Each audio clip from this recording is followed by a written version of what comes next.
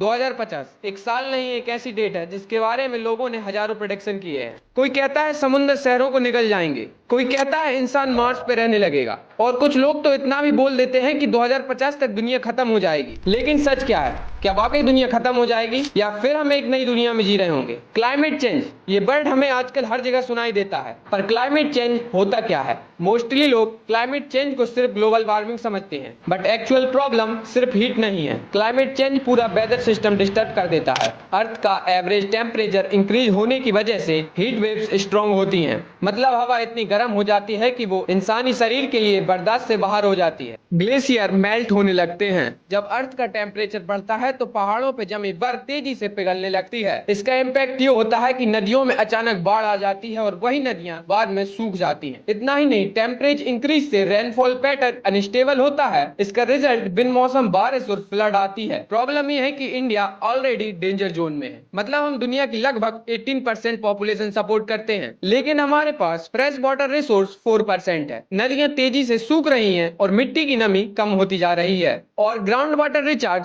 Reduce हो रहा है। इंडिया का बहुत बड़ा पार्ट ग्राउंड वाटर पर डिपेंड करता है और हम ग्राउंड वाटर को रिचार्ज होने से ज्यादा स्पीड में यूज कर रहे हैं। और जब ग्राउंड वाटर कम होने लगता है तो क्राइसिस सडनली नहीं आता, वो धीरे धीरे आता है। ठीक उसी बैंक अकाउंट की तरह जिसमें आप हर महीने पैसे जमा करने से ज्यादा निकाल रहे हो। शुरुआत में सब नॉर्मल लगता है, बैलेंस भी शो होता है और लाइफ भी चलती रहती है, और एक दिन अकाउंट खाली हो जाता है और तब समझ आता है कि ये प्रॉब्लम आज नहीं, सालों पहले शुरू हो चुकी थी। पानी का केस भी कुछ ऐसा ही है, और अगर क्लाइमेट चेंज इसी स्पीड से बढ़ता रहा तो फ्यूचर में इंडिया की सबसे बड़ी प्रॉब्लम अनएम्प्लॉयमेंट या पोल्यूशन नहीं, वाटर हो सकता है। और शायद इसीलिए दुनिया के कई साइंटिस्ट एक ही सवाल पूछ रहे हैं, क्या 21वीं सदी का सबसे बड़ा क्राइसिस वाटर होगा? इस सवाल का जवाब जानने के लिए हमें जाना होगा साउथ अफ्रीका की एक सिटी केप टाउन में। 2018 एक ऐसी सिटी जिसकी population 40 lakh, beautiful beaches, modern infrastructure, tourism, business. Suddenly government ने वार्निंग दी कि अगर सिचुएशन नहीं बदली तो शहर का पानी खत्म हो सकता है, और उस दिन को नाम दिया गया डे जीरो। डे जीरो यानी जब घरों की रेगुलर वाटर सप्लाई बंद की जा सकती थी। सोचिए, 21वीं सदी, स्मार्टफोन, इंटरनेट, एआई, लेकिन लोग लाइन में खड़े हैं सिर्फ पानी के लिए। हर इंसान बस एक ही बात सोच रहा था, अगर कल पानी नहीं मिला तो। और सबसे शॉकिंग बात, ये किसी पुअर कंट्री का रिमोट विलेज नहीं,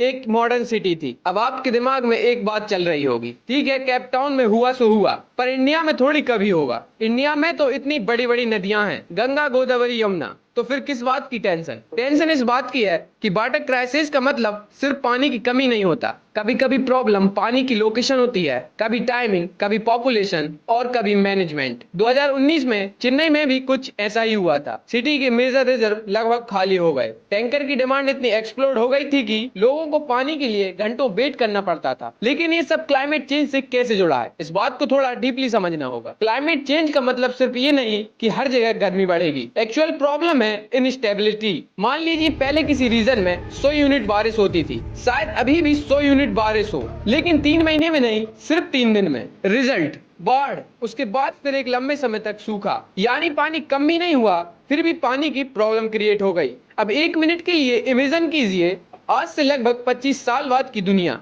2050। दुनिया की पॉपुलेशन लगभग 10 बिलियन के आसपास पहुंच सकती है। यानी आज से करोड़ों नए लोग, और सबकी जरूरत वही होगी, पानी, खाना, बिजली और घर। लेकिन प्रॉब्लम यह है कि रिसोर्स उतनी स्पीड से नहीं बढ़ रहा है जितनी स्पीड से डिमांड बढ़ रही है। और शायद इसलिए एक्सपर्ट्स का मानना है कि 2050 तक दुनिया के कई रीजन वाटर स्ट्रेस फेस कर सकते हैं। यहाँ वाटर स्ट्रेस से मतलब क्या? क्या दुनिया का पानी खत्म हो जाएगा? नहीं, पानी खत्म नहीं होगा, लेकिन क्लीन और यूजेबल वाटर की अवेलेबिलिटी डिमांड से कम पड़ जाएगी। और सबसे बड़ा सवाल ये नहीं होगा कि हम कितनी एडवांस टेक्नोलॉजी बना सकते हैं, सबसे बड़ा सवाल होगा कि हमारे पास पीने के लिए साफ पानी है।